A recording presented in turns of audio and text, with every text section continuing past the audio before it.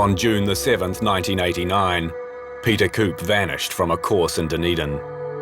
He was newly married, a qualified doctor, and about to embark on an exciting new phase in his career. It's a case that's baffled both police and Peter's loved ones. For every person who thinks he's dead, equally there are those convinced he's still alive. Whether he's come to some grief down a mountain or something else has happened, I think that the thing is that we just don't know. We just don't know. I'm quite sure that there's been quite a high standard of planning been involved, and quite an amount of planning, and the plan was quite successful. When I heard that he disappeared, I just thought, the ultimate run. It just makes total sense to me. So did the young doctor have an accident, or did he deliberately disappear? And if it was the latter, why would a happy, well-loved man go to such extraordinary lengths to establish a new life? I checked with Roger. I said, "Oh, do you remember that day in the car?" And he said yes. And I said, "Did you think it was Peter?" I'd spent a lot of time with him over the last 10 years. There was no doubt in my mind that it was him. Stuff that he didn't want people to know about, he would be able to keep very close to his chest. So I'm sure he would have been able to create a new life. Yeah.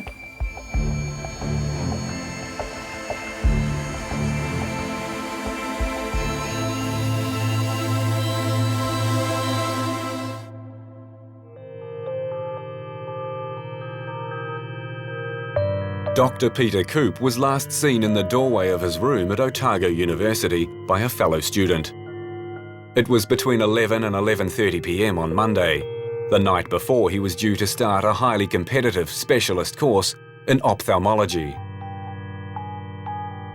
Wouldn't have been present for the first lecture on the Tuesday, but I was certainly there when the students were arriving.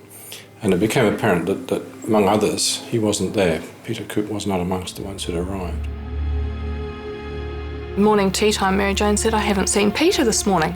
I thought, "Oh, that's a bit odd." So we went up to his room just to see if he was all right, make sure he wasn't ill. Then knocked on the door and there was no answer.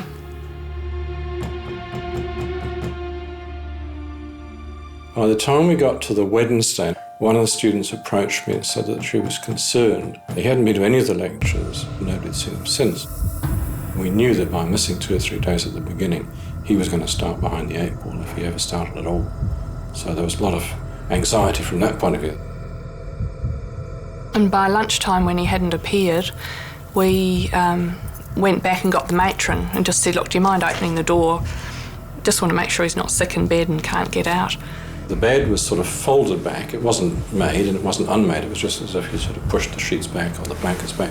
It was as if he'd just gone to the loo, you know, that was the impression you got. He just literally got into bed and popped off to do his teeth or something.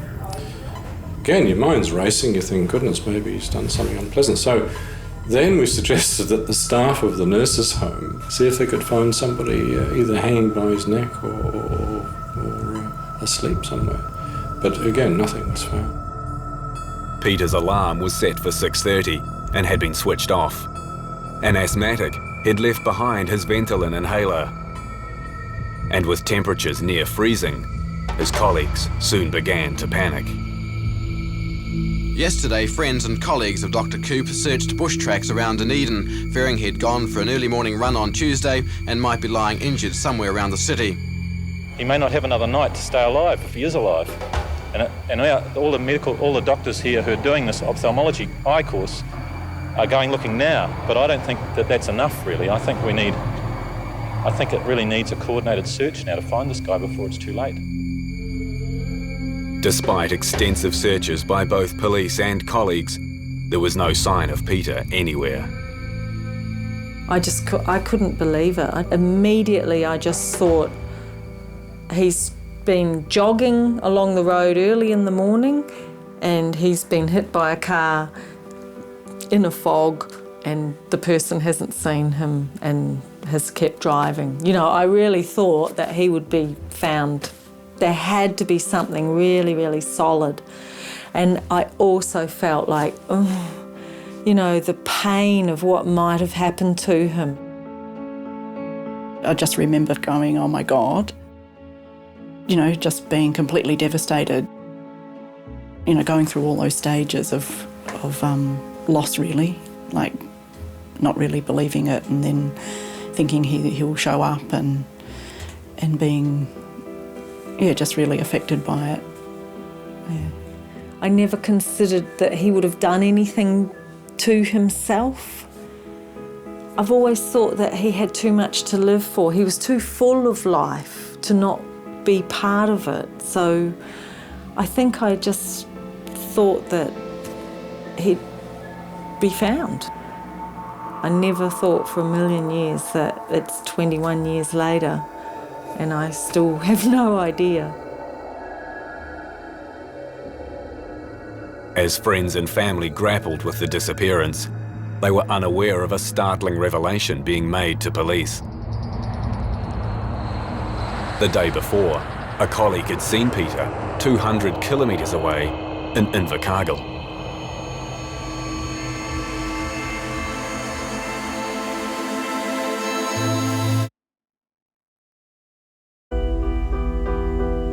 To all intents, Peter Coop's life was fulfilled and happy. In fact, only 7 months before he vanished, he became the first in his family to marry. On his honeymoon, when he visited us in Canberra with his new wife, they seemed to be happily married and they got on very well.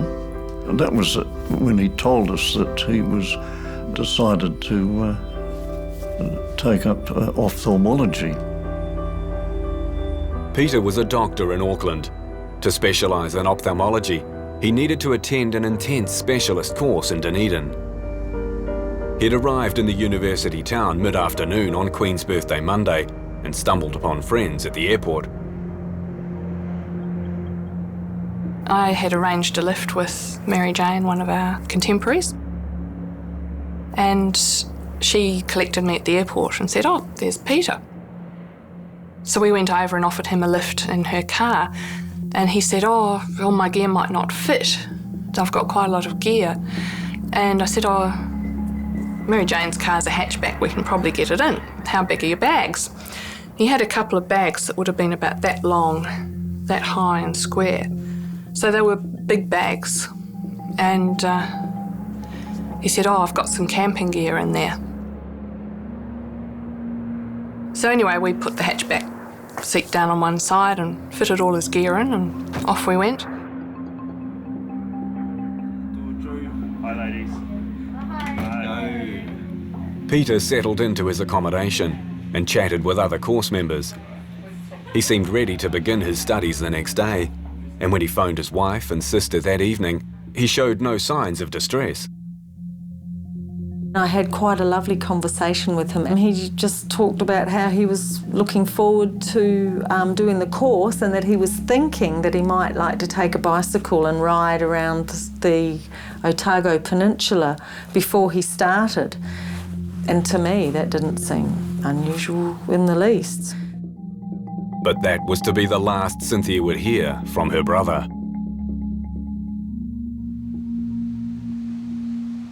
When the investigation into Peter's disappearance started, police and colleagues initially searched all the walking tracks around Dunedin, fearing he'd gone for a walk or jog and met with an accident. Then they made a strange discovery. In the bin in Peter's abandoned room was a discarded piece of paper. A corner of it was missing. When a rubbing was made of the indentations on the pad, it revealed this cryptic list. Arrive, arrange 12:30, pack $120, matches, jeans $200, stove, jersey, master charge.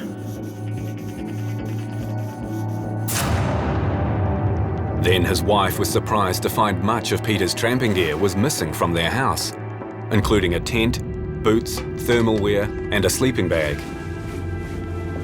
But the schedule for the ophthalmology course was very intense, and lectures started the day immediately after Peter arrived in Dunedin. I probably should have thought twice about all the camping gear. I mean, I just presumed that, you know, in the weekends off he was going to go out camping.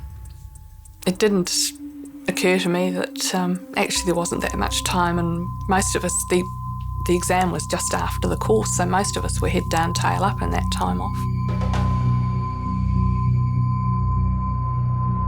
It seemed unlikely, but people began to speculate whether Peter really intended to do the course at all. And his father had noticed signs that Peter may have become disillusioned with his planned specialty. About a couple of weeks before he went down, we got one of his routine letters, and he said that he was getting a bit bored with ophthalmology. I can understand that getting the syllabus, and he thought, oh gosh, if I do this, it's just going to be a waste of time. It's not going to be any use to in any other specialty. I might as well go off and do this tramping. And being the weekend, there were probably no tutors about to tell that he wasn't going to turn up to class. With Peter's love of the outdoors well known and all his camping gear missing, an accident in the bush was one of the first scenarios to be examined. I thought, well, maybe he's gone tramping and gone into strife. Not let anyone know where he's actually going, and that he's fallen down a ravine and died as a result of that, and he's just never been found. I just don't believe that it adds up, even after all this time. If it was a walking track that he'd gone, I'm quite sure that somebody would have stumbled over his remains if he was dead. But families say this wouldn't necessarily be the case. That's because Peter was well known for bush bashing. In fact, he rarely stuck to the track. His brother told me this, that they got out of the bus at the top of the Lewis Pass and decided that they would walk in a straight line to Nelson, up over the mountains and down and across the river, and so they took several days doing this, so it was quite a challenge for them. But that's the sort of thing that he did. And this is the route that everybody else goes. He would go another way, zigzagging up and down Bushbash's way through around the back way rather than along with all the, tourists. Peter had always expressed an interest in exploring Fiordland. And on the 8th of June, police received a report that added weight to the theory he'd gone bush somewhere down south. The day he disappeared, he was seen in Invercargill Airport. I was off to a meeting in Wellington, just making my way to the plane. I saw him just sitting down on the departure lounge. I glanced over and thought, oh God, I'd love to say good day and have a chance to speak to him, but I was running late. Pretty much everybody else had got on the plane. And then when I got to Wellington, where I was going to the meeting, there were all doctors there that also knew him. And I said, look, you won't believe who I saw at Invercargill Airport today. And they said, who? And I said, Peter. And they said, well, he's meant to be at the ophthalmology training course. But when police checked all passenger lists in and out of Invercargill, they found no one had flown under the name Peter Coop. I'd spent a lot of time with him over the last sort of 10 years. There was no doubt in my mind that it was him. She was obviously a woman of high intelligence, I would have thought. She'd known him for quite a period of time, and it would be unlikely that she would mistake him for somebody else. Police also received a tip-off from a friend of Peter's suggesting he might have gone bush in Stewart Island. 3 maps of the area had been found in his room. And they learned he'd been there on holiday about 6 years earlier, camping in caves and living off the land. We tied that up with this alleged sighting by the lady at the airport, and we felt that perhaps he might have gone tramping or might have opted out in some way. So we had inquiries made at Stewart Island, quite extensive inquiries at Stewart Island, and we couldn't discover anybody who had seen anybody resembling his description. The inquiries further south reached a dead end. and it still seemed highly unusual that Peter would simply abandon a course he'd worked so hard to get into to go for a tramp.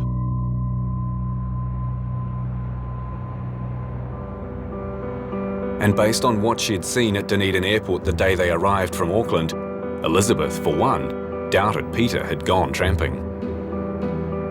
There was more gear there than you would expect for someone to go hiking or tramping with.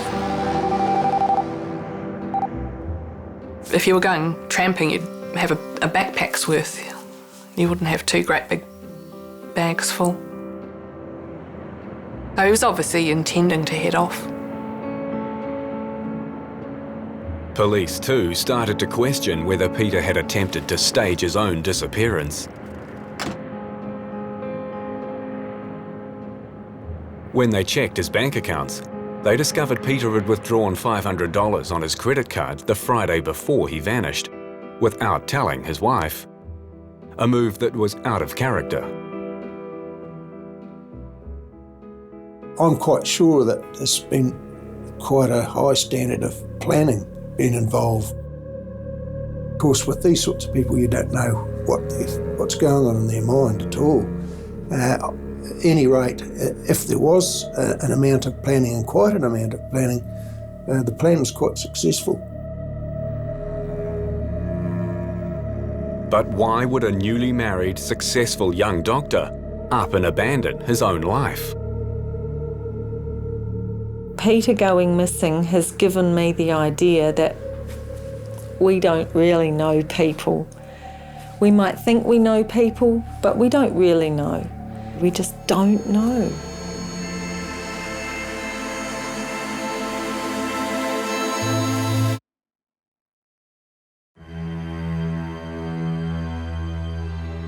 When Peter Coop mysteriously disappeared from his ophthalmology course in 1989, it immediately resonated with one of his former Auckland University lecturers.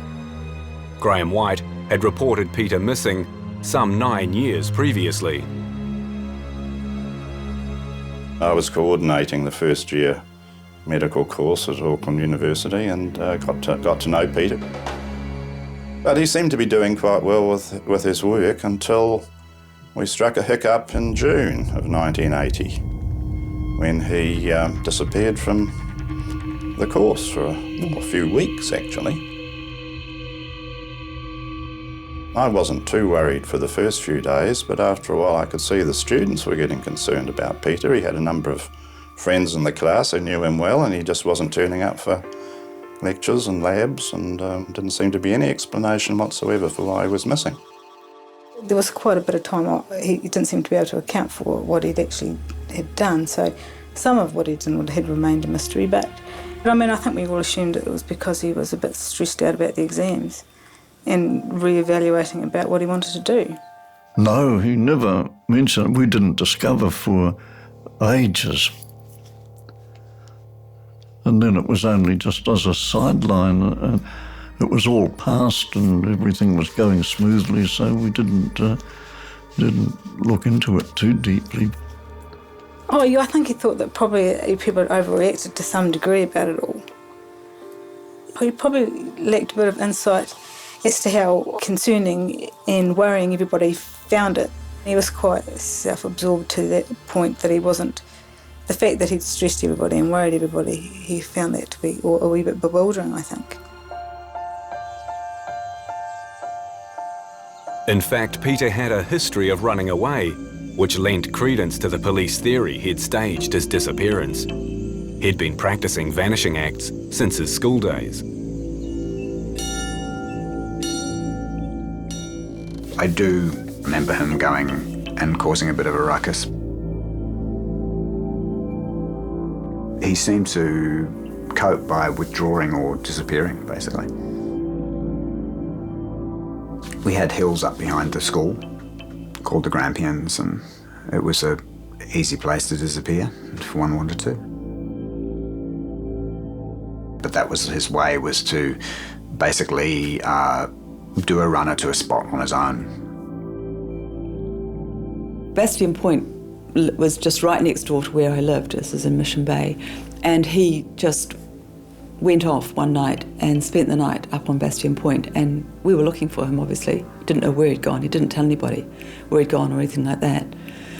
So again, that's another sort of indication to me that there was some darkness going on there, that he was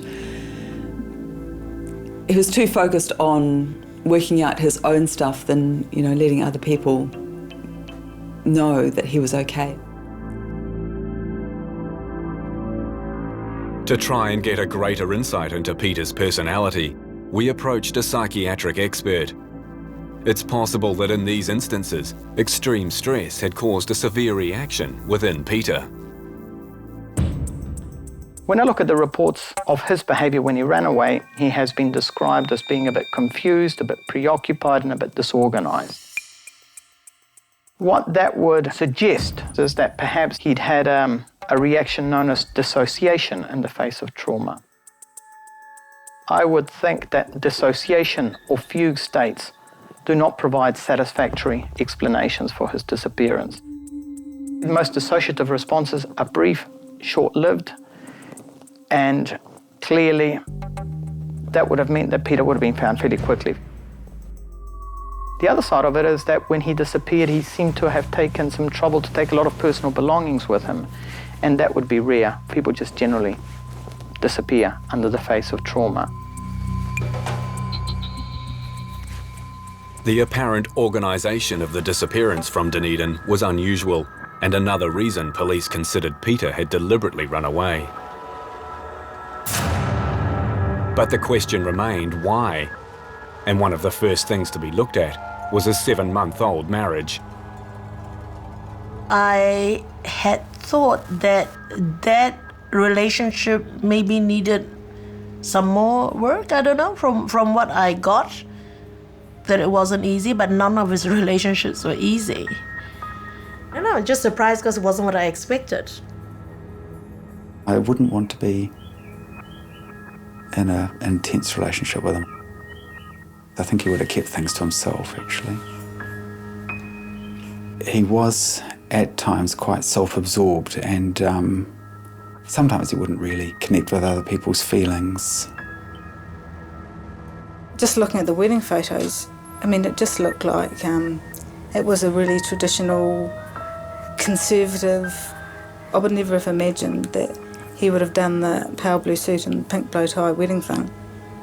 That just seemed to be beyond my comprehension. And I mean, I remember looking at the photos and thinking, you know, oh, Peter, what part are you playing now?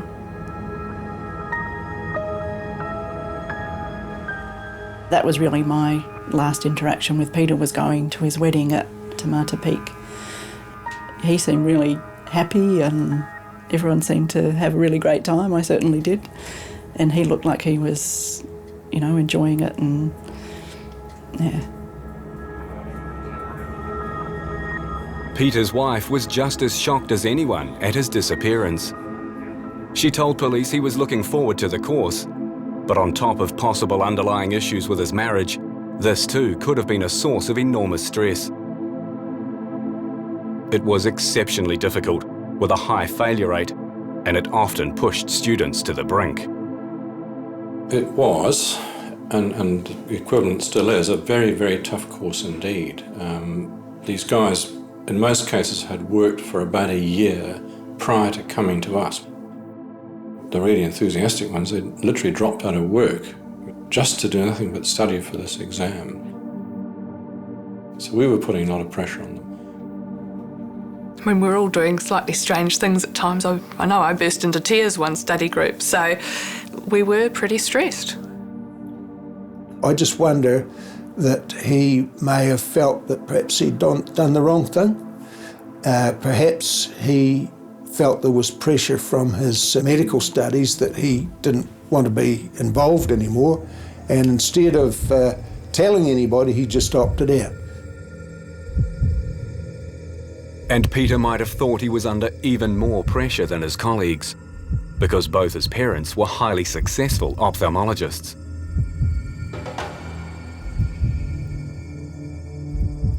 Yet from an early age, Peter seemed determined to become a doctor. So determined, he actually resat bursary to get good enough grades to qualify. My impression was that's what he wanted. Why would you go back to school for another year and have to, when all your contemporaries have left school and got jobs or at university and freedom, and you having to go back and sit in uniform and long socks and all the rest of it for another year? I think he must have been pretty motivated, really, determined. But despite those efforts, others weren't quite so convinced. Peter took a gap year before starting med school in 1980. Then, unusually, he took another year off in 81. And I do remember interviewing him before he came back to the course in 1982, just to check out what he'd done and whether he was committed to the program. And he seemed to want to come back, although I was personally just a little unsure about whether he was in the right place. My misgivings related to this pattern, really. This was a double gap year. It was unusual for someone that had a gap year before starting the medical course to ask to have another year off almost straight away. And that indicated to me a student who wasn't quite sure about doing medicine. I had the feeling that Peter felt he was sort of bound to go somewhere eventually, that he had to go, that he didn't particularly want to go with his career, and that following in the older generation's footsteps exactly was definitely not something he wanted to do. He was a bit conflicted at med school. I mean, he was aware enough to know that, you know, he didn't want it to be just that he was following his parents' footsteps, but he sort of wanted them to be proud of him and wanted to be proud of himself in a way, I suppose. So he was terribly focused on that. While the world of medicine was conservative, Peter was far from a conventional thinker and struggled to fit in. During med school, he lived in a communal flat exploring psychotherapy. And in 1981, he also spent time at the infamous Centrepoint commune. And he actually wanted to find himself, I suppose. He wanted to be happier in himself. I think he's always had a sense of things could be better. I wouldn't say he was unhappy, but he felt like very, very complex needs and a little bit unsettled. So what I got from that was trying to find a way that he would be really happy and disappoint as few people as possible. It seems that everybody had some expectations of what or how he was going to be. So I think he felt a bit pressed, you know. He always said to me, you know, Cynthia, you're lucky because you've already decided to make a career of your life, and I am going to choose a life of my career, which means that I'm always going to have to be studying about the same thing, whereas you can study about anything you like and continue having different chapters. And I think that has stuck with me. I'm not sure why he felt like that, and it's often kind of bothered me as to why he would think that he didn't have a choice.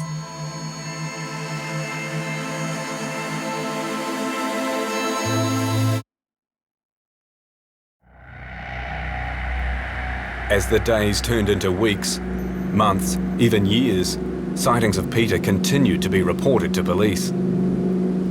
He was seen dropping boots off to a repairer in Dunedin, writing a Ventolin prescription in Christchurch, buying a pie in Momona, stealing out of dock huts, even playing piano on a cruise ship. All leads were followed up by police and were either dismissed out of hand or drew blanks. Then in 2003 came another sighting, this one in Nelson, from Peter's mother. Mrs. Coop said that she'd seen Peter approximately 200 metres from the family home. She was on a bridge, the Collingwood Street Bridge, and was looking down towards where he was walking away from her along a walkway along the Maitai riverbank. He turned and she saw probably about a quarter of his face, and he was walking with a child. She didn't call out to him. and she believed it was her son. If I'd run, I could have caught up to him. But I'm 76, so my running isn't as good as it might be. The family don't like to think that he's dead.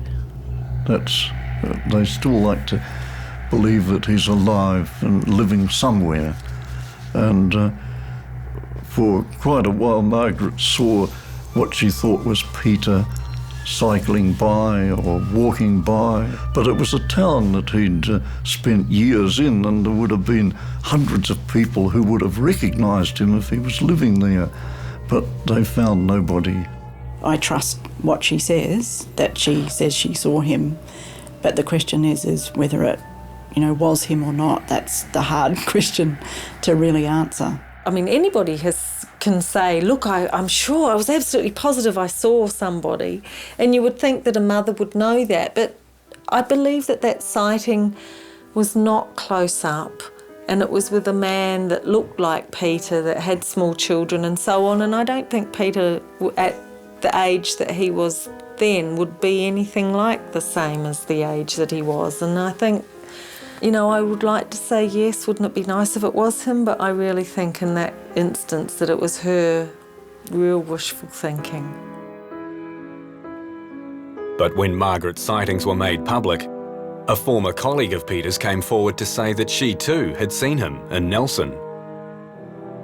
She said she wasn't 100% sure that it was him. She was fairly sure it was.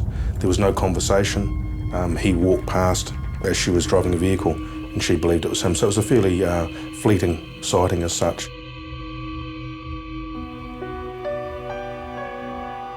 While those sightings were discounted by police, if they were correct, those who love him struggle to understand how he could have abandoned not just his life, but his mother. I think that there was definitely a special connection between himself and my mother. Peter was always the one that would give Mum the hug, spend time with her. He wouldn't go out on a Saturday night because he'd rather spend it, chatting with Mum. There was definitely something about those two. Even to this day, my mother has a wooden plaque that she, it sat on a kitchen bench above the sink, and that's something that he wrote and gave to my mother. Well, I find it surprising that he could, have simply picked up his whole life and gone and lived somewhere else without that bothering him. I can see someone thinking, I'm walking away, I still love them. And maybe part of loving them is walking away, I don't want to hurt them. I don't want to say I don't want to be a doctor because it'll upset my parents perhaps, and I really love them, I don't upset them. I don't want to disappoint my wife, who I love very much, I don't want to hurt her. I don't want to disappoint people, so if I just got lost, they might just forget about me. Deep in the coals of my heart, I believe that he's still out there. He wanted to live his life the way he wanted to live it, and at that point he may not have been able to work out how he could communicate that to his family, and perhaps it was that made him just want to have some time out. It's not unknown for people to decide that they just want to go away somewhere and be by themselves, or that they've made a mistake in what their vocation might be, or that they've made a mistake in the relationship they're in. Now that's very, very difficult for people to accept. I have known that to have happened before a number of times. When that does happen, then it makes it very difficult for that person, as time goes on, to come back into the real world, if you like, and try and get people to understand why they did it. As Peter's family and friends searched for answers, more clues lay within his personality.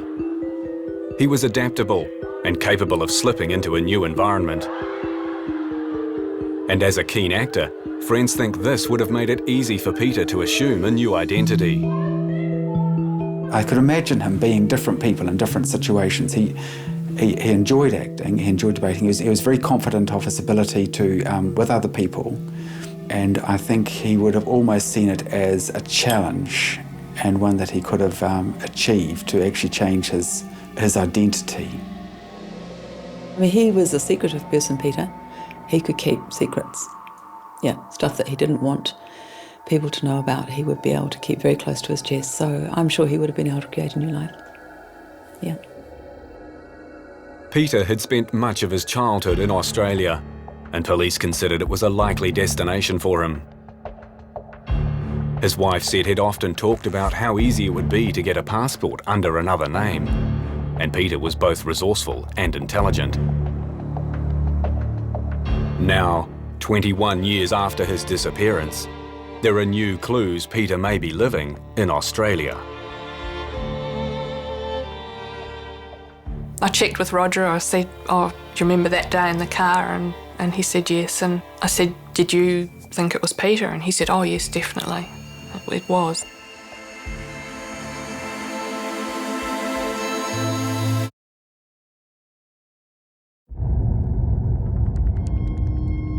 Since Dr. Peter Coop disappeared from his ophthalmology course 21 years ago, opinion's been divided about whether he has a new life. There have been many sightings over the years, most of which have been dismissed outright. But now, there could be a breakthrough.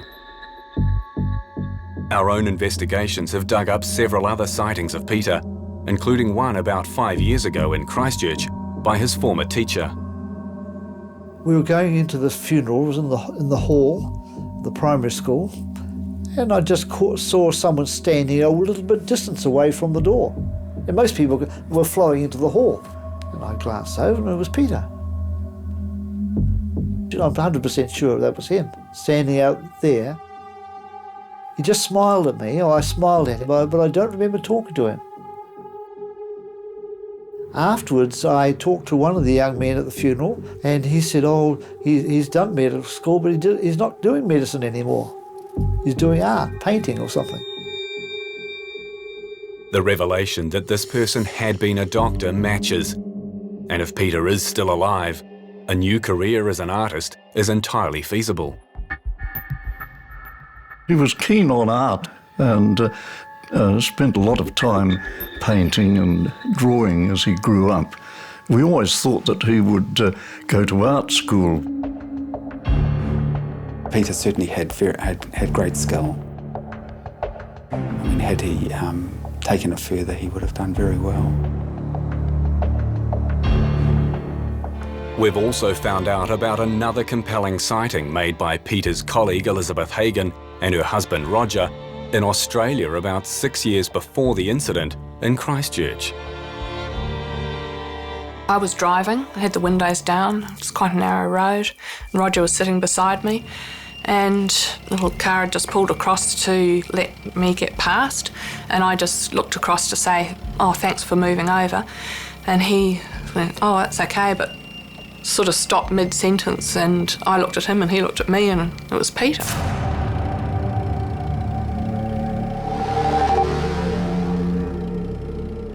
At the time, I probably could have reached over and touched his car. That close. Anyway, the next thing he looked at Roger and they both recognised each other. No, I think the reaction was such that, it was like, oh. From him, it was quite a, oh, definite, oh. You could just see him respond. He was off. Yeah. And we both sort of were in a bit of shock, I guess, after that. And that's why I actually slept on it, as it were, before I even decided to go and say hi.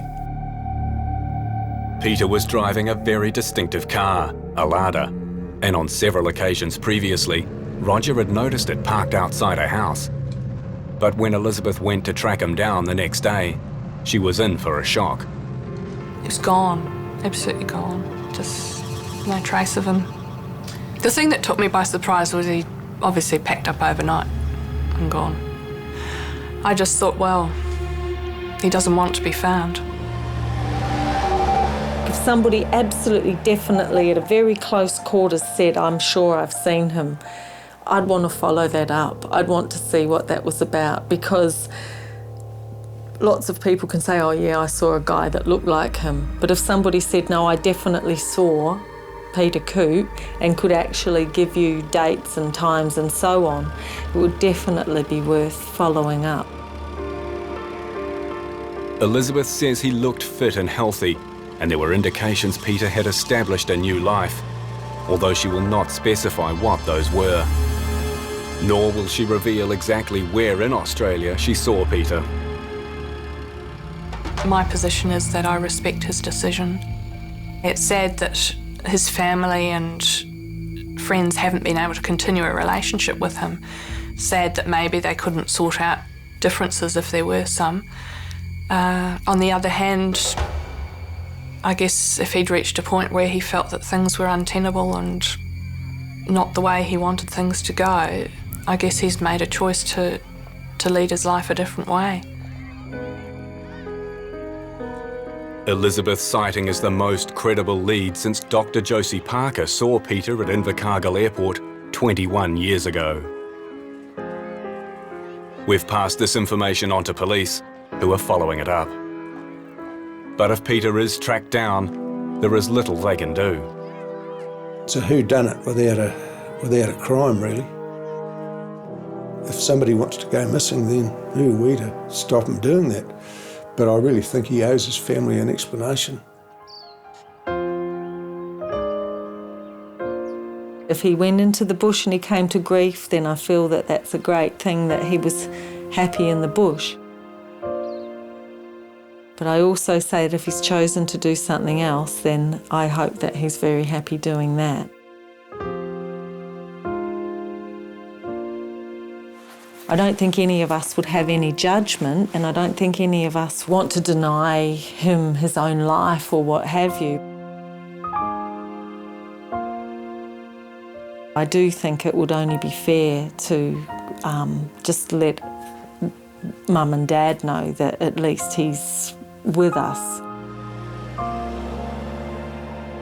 Please, please come back to us. We love you very much.